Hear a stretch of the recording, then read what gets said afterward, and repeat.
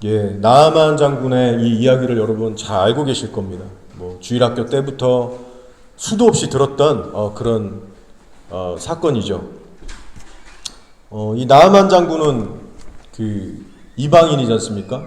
근데 그 먼 길을 병을 한번 고쳐보겠다고 나름의 그 믿음의 도전을 이제 한 거죠. 먼 길을 걸어서 기대감을 갖고 이스라엘에 왔는데 기대했던 대로 정말 기적과 같은 치유를 이제 경험하게 됐습니다. 병만 치유된 게 아니고 살아계신 그 이스라엘의 하나님을 실제로 인격적으로 만났고 경험했고 그 영혼의 어떤 구원을 받기 시작한 거죠. 그러니까 얼마나 행복했겠습니까? 상상 이상으로 얻어가는 거예요. 고맙고 기쁜 마음에 엘리사한테 뭐라도 해주고 싶어서 예물을 주려고 했습니다. 쉽게 얘기하면 돈이고 물질이죠. 오늘 우리가 읽은 처음 말씀에 제가 일부러 이 부분부터 이제 시작을 했는데요. 게하시를 이야기하기 전에 이 엘리사 얘기를 잠깐 해보려고 합니다. 나아만 딴에는 너무 기쁘고 고마우니까 엘리사에게 예물을 주고 보상을 이제 하려고 했던 거예요. 근데 엘리사가 어떻게 합니까? 받지 않고 거절합니다. 내가 맹세컨대 이 재물을 받지 않겠다. 하나라도 너로부터 받지 않겠다. 당연한 얘기죠. 사실 치유는 하나님이 하셨고 엘리사가 아무것도 한 것이 없습니다. 사실 하나님이 다 하셨고 하나님께서만 영광 받으시면 되죠. 그래서 엘리사는 사실 받을 게 아무것도 없어요. 오히려 정반대 상황이죠. 엘리야 쪽에서 사실은 하나님께 감사함금도 드리고 기쁨의 어떤 찬양도 드리고 감사하다고 엎드려야 될 그런 상황입니다. 사실 왜 그렇습니까? 자기를 치유의 통로로 삼아주셨잖아요. 나아만이 왔을 때 어떻게 해야 될지 구체적으로 말씀해 주셔서 요단강에 가서 7번 씻으라. 그런 디렉션도 주셨죠. 그리고 실제로 그렇게 했을 때 기적과 같이 그 병이 낫는 그 은혜를 목격하게 하셨잖아요. 와, 나 같은 사람을 또 이렇게 사용해 주셨구나. 또 한 번의 놀라운 기적을 나를 통해 또 보여주셨구나. 나 같은 걸 사용해 주셔서 하나님 감사합니다. 엘리사 입장에서는 오히려 하나님께 드려도 뭘 자기가 드려야 되는 입장이지 나만한테 어떤 뭐라도 하나라도 받으면 안 되는 그런 처지였던 겁니다. 엘리사도 충분히 그렇게 느꼈고 분별했기 때문에 그 증거로 내가 맹세컨대 너한테 아무것도 받지 않겠다라고 딱 잘라서 단호히 거절했던 거죠. 여러분도 이미 잘 알고 계시겠지만 그래도 짚고 넘어가고자 합니다. 목회자는 함부로 이 돈을 넙죽넙죽 받아도 안 되고 성도분들 역시 고마움을 표시하실 때 상당히 신중하셔야 됩니다. 분별 없이 사례를 하고 섬기면은 오히려 하나님의 영광을 가릴 수도 있고 목회자에게 본의 아니게 폐를 끼치고 목회자가 하나님 앞에 범죄할 수도 있는 그런 불상사들이 일어날 수가 있어요. 그래서 목회자도 그렇고 성도들도 그렇고 항상 양쪽 다 신중하고 분별해야 됩니다. 무조건 주고 베푼다라고 해서 꼭 선하고 좋은 일이 아닐 수 있기 때문에 범사에 하나님의 영광을 우리가 집중하면서 신중하게 주고받고 하는 그 일들에 우리가 잘 감당할 필요가 있습니다.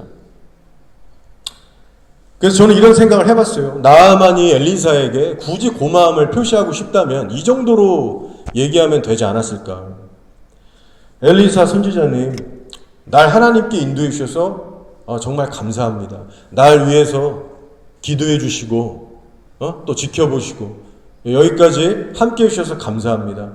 건강하게 잘 지내시고 나중에 한번 식사나 한번 하시죠. 그리고 빠이빠이 하면 된다고 생각해요. 예물 같은 거 전혀 안 해도 됩니다. 엘리사 쪽에서도 뭐 좀 못 받았다라고 해서 뭐 섭섭해하거나 뭐 기분 상해하거나 그럴 이유가 전혀 없는 거예요. 서로 각자 하나님께만 영광 돌리고 하나님께만 뭐 다 돌리고 얼마나 깔끔하고 깨어납니까? 뒤처리가 얼마나 확실해요. 아무튼 이 부분을 좀 짚고 넘어가길 원했습니다. 그래서 목회자인 저를 포함해서 여러분 모두가 앞으로 섬기고 주고받고하는 이 모든 교회 내에서 벌어지는 어떤 전례들, 이 전통, 사례 이런 것 가운데 우리가 하나님의 영광만을 추구하는 자들이 됐으면 좋겠습니다.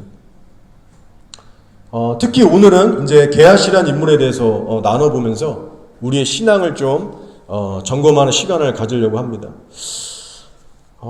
어떻게 엘리사라고 하는 이 대단한 이 영적 거장 밑에서 이런 어리석고 미련한 종이 나올 수 있었을까?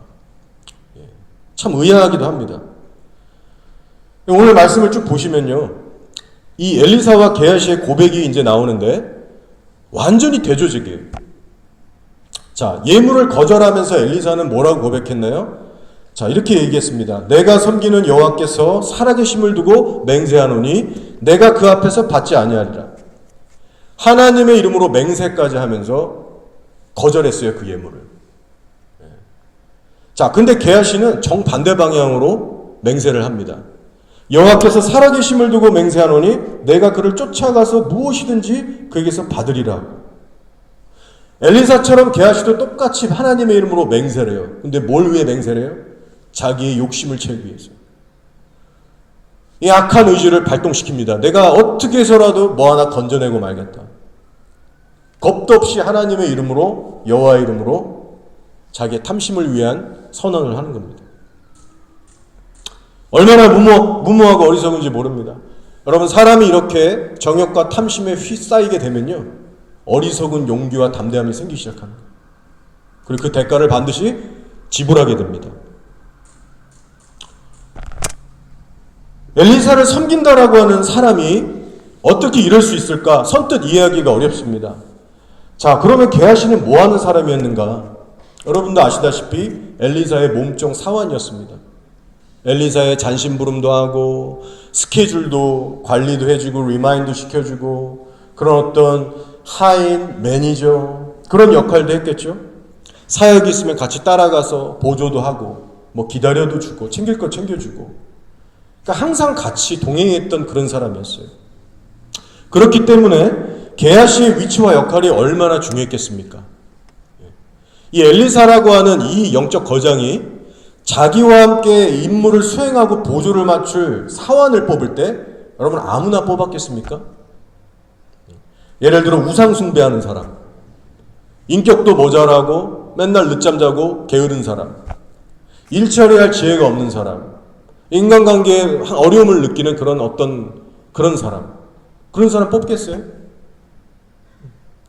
엘리사는 사람 보는 눈이 대단했습니다. 그 어떤 꿰뚫어보는 영분별과 그 영역을 갖고 있었던 사람이잖아요.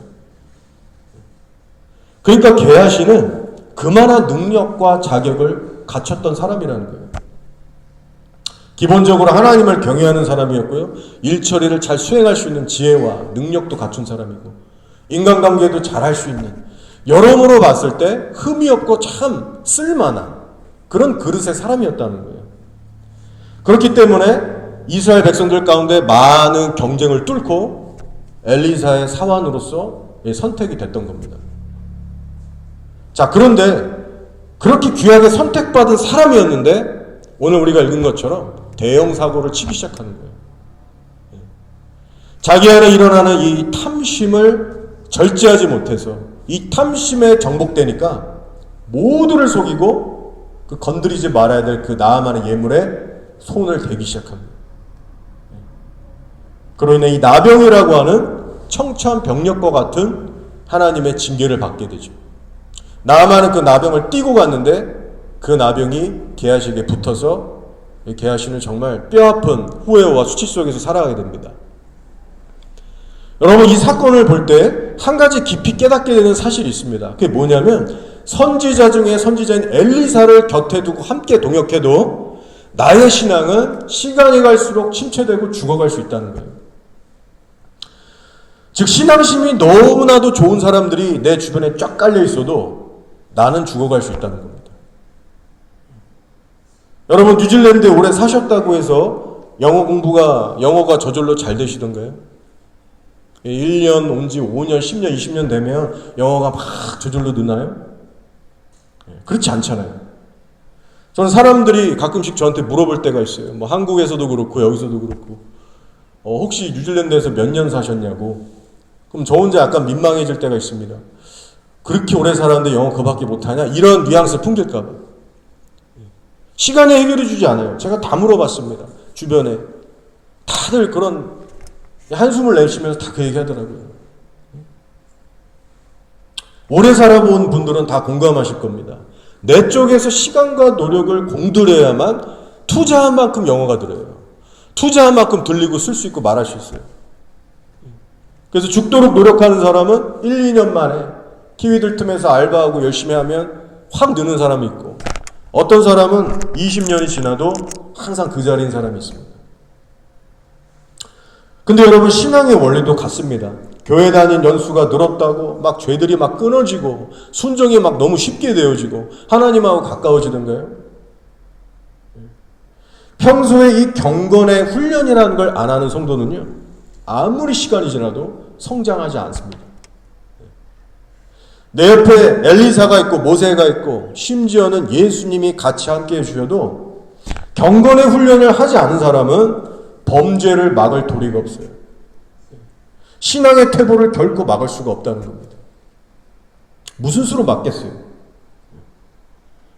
하지만 반대의 경우도 있는 거예요. 경건의 훈련을 꾸준히 해나가기만 한다면 대환란의 시대 같은 어려운 시대가 와도 끝까지 살아남고 경건하게 살아갈 수가 있습니다.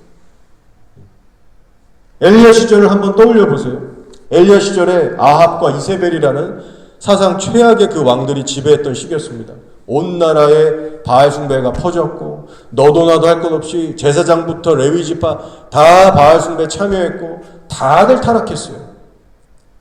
그렇기 때문에 성전 가서 예배도 못 드립니다. 목회자들이 다 타락했기 때문에 가서 뭐 예배를 인도하는 리더십들도 없고, 누군가를 이렇게 찾아가서 신앙 상담할 수 있는 깨어있는 영적 멘토들도 찾기가 어렵고, 그러니까 갈 성전도 없어. 목회자들도 없어. 양들은 다 흩어져서 타락했어. 오늘날로 따지면요, 갈 교회가 없고 괜찮은 목사도 없고 나라 자체가 영적으로 파산해버린 거예요. 자, 근데 하나님께서 뭐라고 하십니까? 아직 이 땅에는 바알에게 여전히 무릎 꿇지 않는 7천의 성도들이 있다. 7천의 거룩한 자들이 남아있어요. 엘리야, 너만 거룩한 거 아니야. 이름도 빛도 없는 7천의 무명의 성도들이 아직까지도 나만 바라보면서 경건하게 살고 있어요. 하나님이 충격적인 말씀을 하십니다. 너만 거룩한 거 아니야, 엘리야. 더 이상 성전을 갈 수도 없고 의지할 만한 목자들도 없고 온 나라가 더럽혀졌는데도 불구하고 거룩성을 지켜낸 7천의 무명의 성도들이 있었다는 거예요. 비결이 뭐겠습니까, 여러분? 바로 경건의 훈련에 있는 겁니다. 자, 종교개혁을 일으켰던 그 크리스찬들을 향해서 이 영어권에서는 프로테스탄트라고 불렀어요. 저항하다, 투쟁하다라는 의미를 가진 프로테스트라는 단어에서 파생됐습니다. 저들은 저항하는 자들이다. 프로테스탄트. 뭐에 대한 저항일까요? 하나님의 뜻을 거스르는, 먼저는 내 본성에 대해서, 그리고 하나님의 뜻을 거스르는 세상의 불법과 죄악들에 대해서 거스른다는 그 저항을 얘기하는 거예요. 거룩한 저항입니다. 그러니까 아합시대 7,000명의 성도들이 어떻게 바알에게 끝까지 무릎 꿇지 않고 견딜 수 있었는가? 바로 세상의 죄들과 풍조와 가치와 압력에 대해서 필사적으로 저항하고 싸웠던 겁니다. 경건의 훈련이에요. 저절로 되는 게 아닙니다. 그만한 대가와 노력과 희생들이 있었기 때문에 하나님이 말씀하신 것처럼 바알에게 무릎 꿇지 않은 자들이 있다. 무릎 꿇지 않기 위해서 엄청난 대가 지불들을 하고 살았던 겁니다. 그 아합 시대. 따라서 성도의 삶에 거룩한 저항이 없다면 종교개혁도, 거룩한 삶도, 신앙의 유지도, 하나님과의 관계도 결코 이루어질 수가 없는 거예요. 영적인 수고와 투쟁과 땀이 없다면 순수한 신앙은 결코 지켜낼 수가 없습니다. 그래서 여러분의 삶에는 이 거룩한 저항이라는 것이 단 한순간도 멈춰지지 않기를 축복합니다. 저도 뉴질랜드에서 이렇게 사역하면서 늘 기도하고 또 아쉬운 것 중에 하나가 그래 나도 참 그런 귀한 영적 멘토 목사님들이 내 주변에 많았으면 좋겠다. 어떤 이렇게 좀 같이 이렇게 나누고 함께 할 수 있는 동역자들이 많았으면 좋겠다. 이런 생각을 가질 때가 왜 없겠습니까? 근데 오늘 저도 이 말씀을 묵상하고 준비하면서 시야를 다시 한번 새롭게 정리하는 시간이 또 됐어요. 나를 이끌어줄 만한 귀한 영적 멘토가 우리의 기대와는 달리 내 주변에 없을 수 있습니다. 주변에 갈만한 교회도 없어서 답답할 수 있어요. 여러분도 어떤 동기로 여기 계신지 하나님이 정확히 아시겠죠? 갈만한 교회가 없어서 많은 교인들이 방황하고 있잖아요.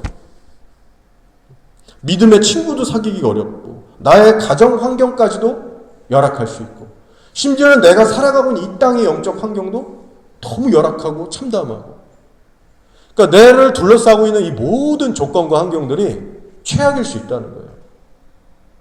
자, 그런데 우리 성도들은요, 이런 상황을 최악의 상황으로 보면 안 된다는 것을 말씀드리는 겁니다.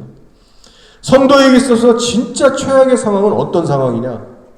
바로 스스로를 프로테스탄트라고 부르면서 죄와의 격렬한 싸움은 그쳐있는 상태, 경건의 훈련은 멈춰져 있는 상태. 이 상태야말로 하나님 오실 때는 가장 최악의 상황이라는 거예요. 게하시의 상황이 꼭 그렇게 된 겁니다. 엘리사라고 하는 최고 중에 최고가 옆에 있었어요.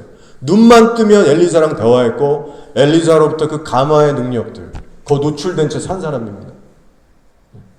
하나님이 베푸시는 기적과 권능도 종종 목격했고 엘리사에게서 뿜어져 나오는 그 선한 기류들, 어떤 감동과 은혜들, 간증들, 티칭들, 그 누구보다도 하나님의 은혜와 능력을 맛보고 살았던 사람이라는 거예요.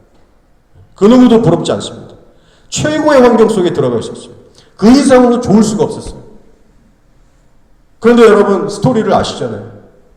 게하시가 얼마나 크게 넘어집니까? 얼마나 큰 징계를 받는 하나님의 진노를 사는 그 잘못된 길로 나아갑니까? 거룩한 투쟁이라는 걸 멈추면 누구든지 게하시처럼 되는 거예요. 누구든지. 따라서 우리의 생각이 어떻게 정리되어야 되냐면 환경 탓, 남 탓, 하나님 탓할 것이 아니라 항상 내 자신부터 돌아보면서 내 중심 마음 관리부터 해나가야 합니다. 남 탓할 필요가 없어요. 여러분의 마음을 지켜나가세요. 우리의 마음 상태가 하나님의 말씀의 지배와 통제 속에서 24시간을 계속해서 살아갈 수 있어야 됩니다. 그런데 저도 실제로 이 훈련이라는 걸 해보니까요. 마음을 내가 지키려고 하면 내 마음이 하나님의 말씀 앞에 항상 붙들려 있으려면 이 머릿속의 생각까지도 관리를 해야 되더라고요. 생각과 마음이 분리가 돼서 따로 가지가 않기 때문에 생각도 하나님께 바로잡고 마음도 하나님께 바라보려고 애쓰고 이 두 가지를 항상 케어를 해야 합니다. 말씀드리고 싶은 것은요. 기적만으로는 신앙이 유지도 안 되고 깊어질 수도 없고 변화도 일어나지 않는다는 거예요. 내 마음과 생각이 하나님의 말씀에 계속해서 붙들리고 깨지고 거기에 지배를 받아야만 하나님 앞에 신앙을 유지할 수가 있습니다. 그래서 게하시를 보면서 깨닫게 되는 것은요. 사람이 아무리 기적을 보고 하나님의 권능을 체험해도 신앙은 죽어갈 수 있다는 거예요. 영적 거장인 엘리사가 옆에 있든 수많은 기적들을 목격해도 그것이 나의 속사람을 건드리지 못한다는 거예요. 나아만 사건 이전에 여러분도 아시겠지만 수넴 여인의 이 가정에 한 아들이 있었는데요. 엘리사하고 친하게 지냈던 가정입니다. 사역 그 동네로 갔다가 쉴 때 종종 그 집에 머물고 대화도 하고 가깝게 지냈던 그런 수넴 여인의 가정이 있었어요. 어렵게 얻은 아들이 하나 있었습니다. 엘리사의 기도로 정말 그 노년에 기적적으로 아들을 이제 출산하게 됐어요. 그래서 몇 년 이제 잘 지내나 싶은데 어느 날 이 아이가 머리가 아프다고 막 신음을 하고 고통을 이제 하면서 그날 바로 몇 시간 후에 엄마의 그 머리에 이제 엄마 품에 누워서 자다가 세상을 떠나게 됐습니다. 죽었어요. 이 이야기를 여러분 아실 겁니다. 자, 근데 엘리사가 하나님께 간절히 기도를 한 겁니다. 그랬더니 어떻게 됐어요? 아이가 부활했어요. 죽음에서 살아났어요. 그리고 그 현장에 누가 있었냐면 바로 게하시가 있었습니다. 처음부터 끝까지 다 목격했어요. 그 현장의 기적을 똑똑히 목격했던 사람이 게하시입니다. 누구한테 전해 들은 것도 아니고 자기가 직접 보면서 전율을 느끼고 하나님을 향한 경외심도 막 느껴보고 감격의 은혜에 막 어쩔 줄을 모르는 사람이 죽다 살아난 거 처음 봤을 거 아니에요. 기적 중에 기적 아닙니까? 부활은.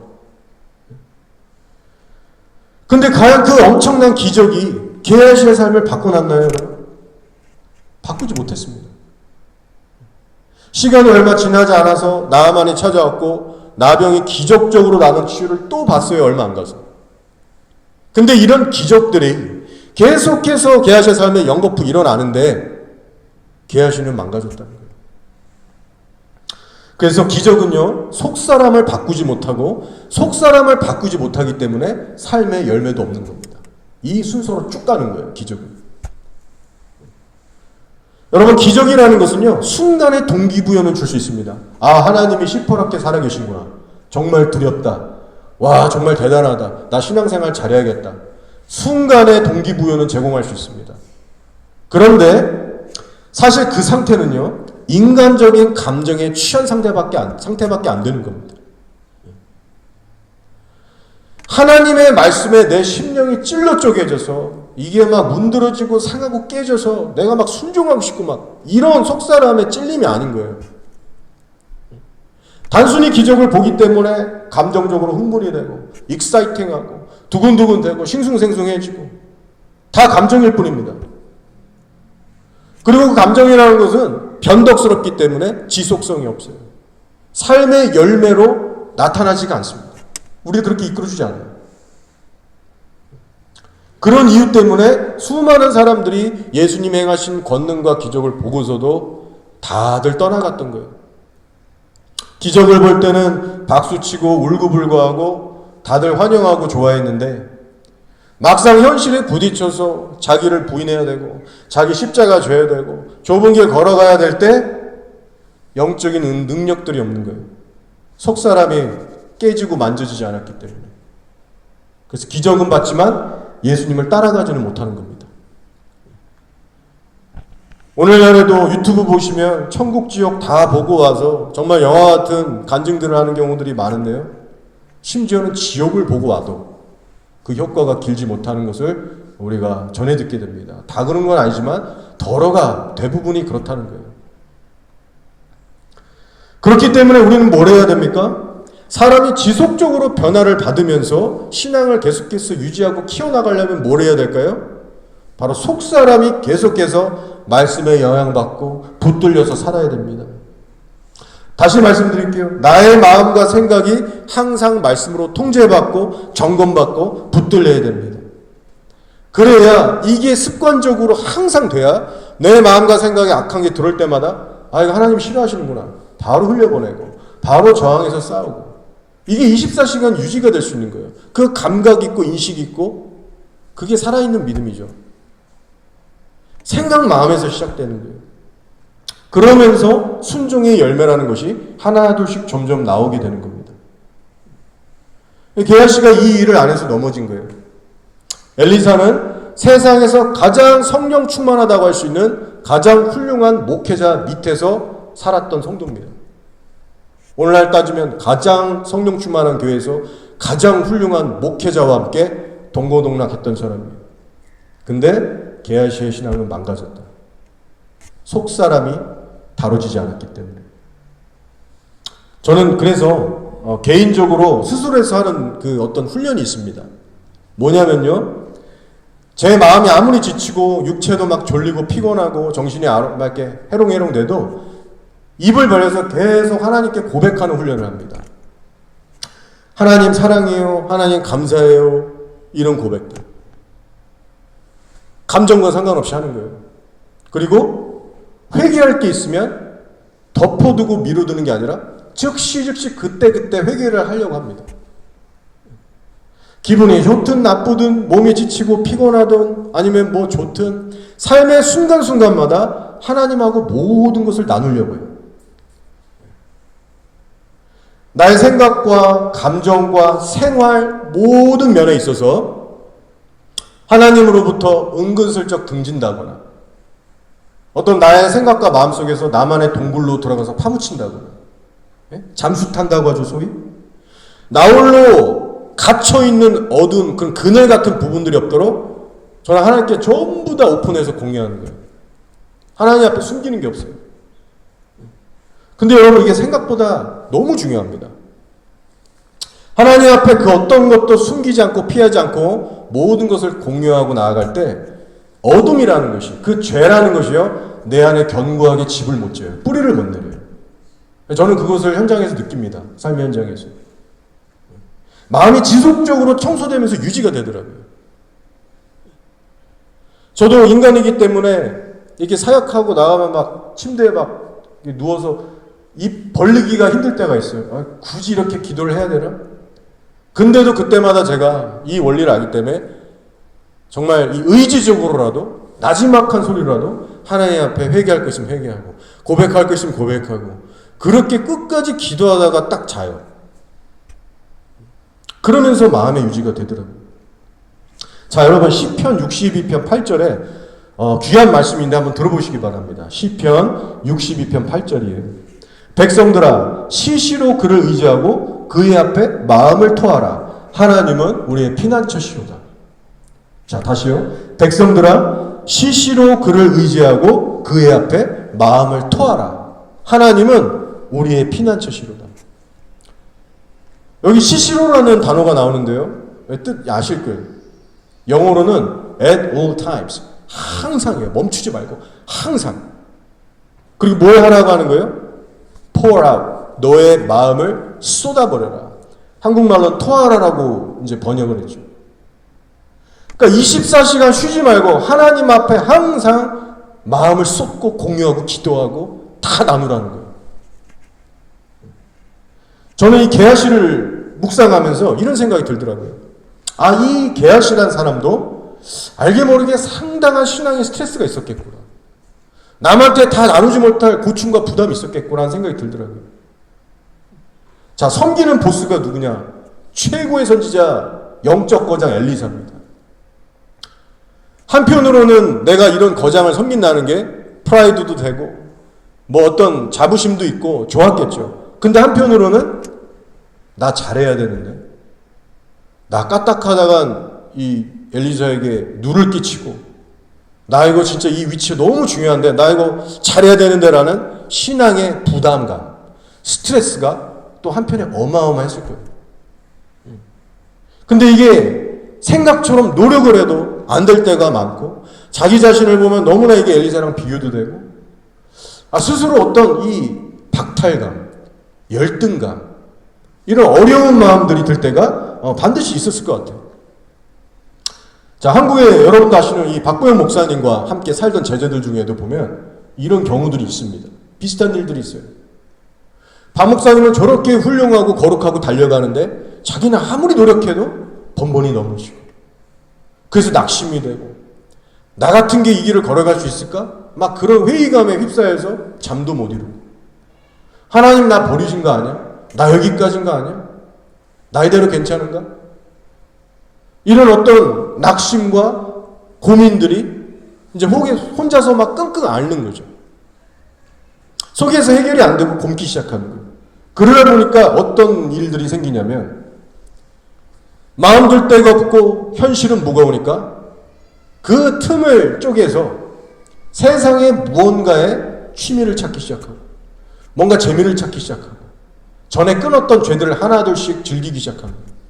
실제 이런 일이 일어납니다, 여러분. 심한 경우에는요, 세상으로 아예 돌아가는 애들이 있어요. 목사님 아예 떠나서. 게하시도 엘리사의 종으로 살면서 이런 비슷한 과정이 어느 정도 있지 않았을까? 이건 제 추측이지만 우리의 현실이기도 하기 때문에 나누는 겁니다. 자, 이 시편 말씀이 너무 중요한 거예요. 백성들아, 시시로 그를 의지하고 그의 앞에 마음을 토하라. 하나님은 우리의 피난처시로다.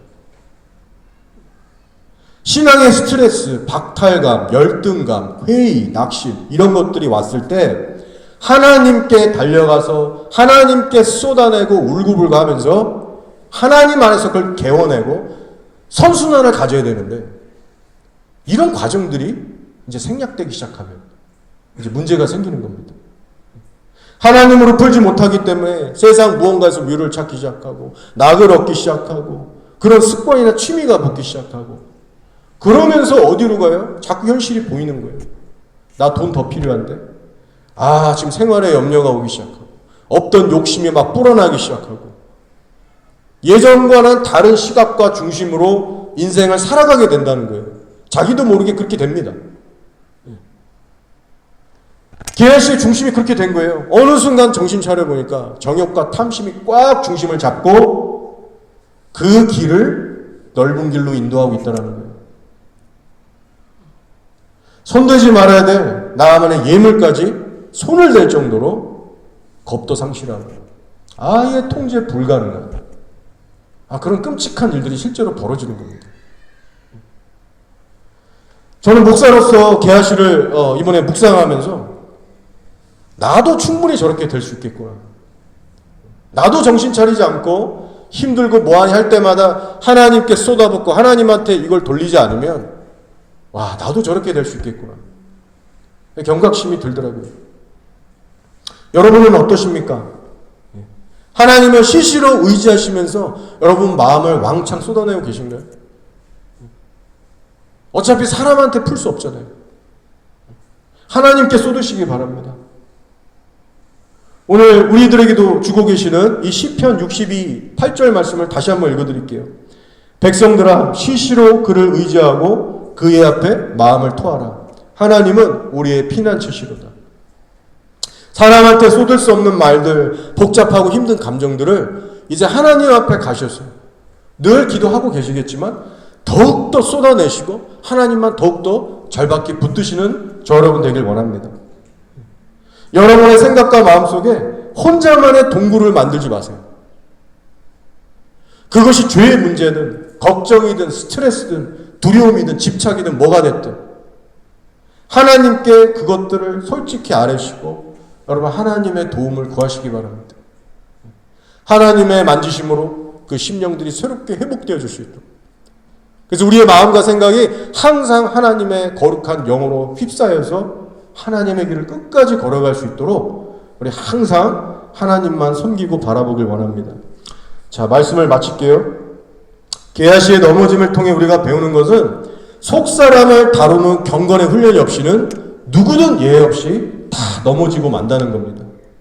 엘리사가 내 옆에 있고 기적들이 일상이 돼도 본인 스스로가 하나님을 간절히 찾지 않고 속사람부터 관리하고 살지 않으면 심각한 범죄에 빠지게 됩니다.